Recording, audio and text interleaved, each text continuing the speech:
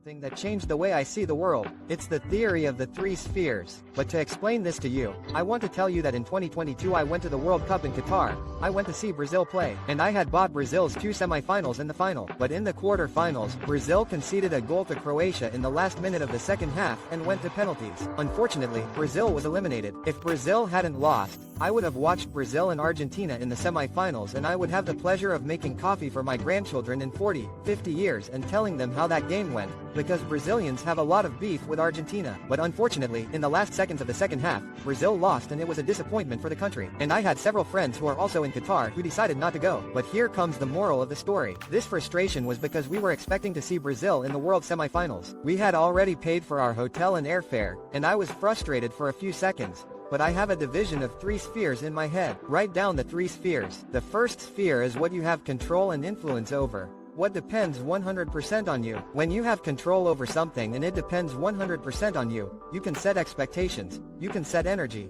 because getting up and getting a glass of water depends 100% on you. Sticking to your diet, following the food menu that you created, your nutritionist created, depends 100% on you. The people you allow to become your friends depends 100% on you. Everything depends 100% on you. I tell you, set expectations, set energy, because it depends only on you. And if it goes wrong, you'll say, wow, it's 100% my fault. And if it works out, you'll hit the P and say, hey, I'm good. This was 100% up to me, so I went ahead and did it. Quote, now there's the second sphere. What is the second sphere? The second sphere is that which doesn't depend 100% on you. The second sphere is that which you have no control over, but you have the power to influence. Let's look at some examples. For example, I don't order my girlfriend around. I don't order my uncle or my employees around. I don't order people around, but I have the ability to influence them. So, you can't have expectations about their behavior, because that doesn't depend 100% on you. You can have a percentage of expectations about the percentage of behavior that corresponds to the percentage of influence you have over the person, but never about the final result, because that will generate frustration in you. Oh, my team didn't do what I wanted. Oh, my girlfriend or my boyfriend didn't do what I wanted. Oh, you can't order people around. How can you let your happiness and expectations depend on the behavior of a third party that does not depend on you? You only have the ability to influence. It is very emotionally immature to allow yourself to be very frustrated expecting behavior from a third party that you do not control, that you have no control over. This is a lack of emotional intelligence. So the first sphere is to have absolute control. I put energy and expectations into it because it depends only on me. The second sphere is that I have no control, but I have the power to influence. And the third and final sphere is that I have no control and no influence. Oh, over something that I have no control, I have no influence. I cannot outsource my happiness or my expectations to that because it does not depend on me. I will give you several examples. I went out to train, it started to rain. So I started to sulk, so I stopped running on the street because now it started to rain.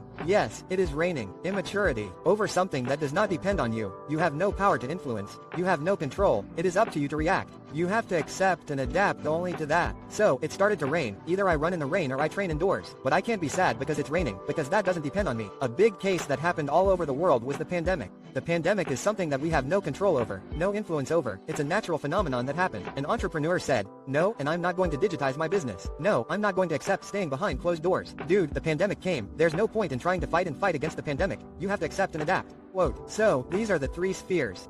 Absolute control, first sphere. Second sphere I have no control over, but I have the power to influence. And third sphere I have no control and no influence. It's up to me to just react, adapt, accept and react. And in these three ways, you will always have high energy and you will avoid frustration. By avoiding frustration, you reduce your anxiety. By avoiding frustration and reducing anxiety, you can have more power and energy to make decisions, to act, to sell, to communicate, to lead people, to produce as a human being who will prosper and change.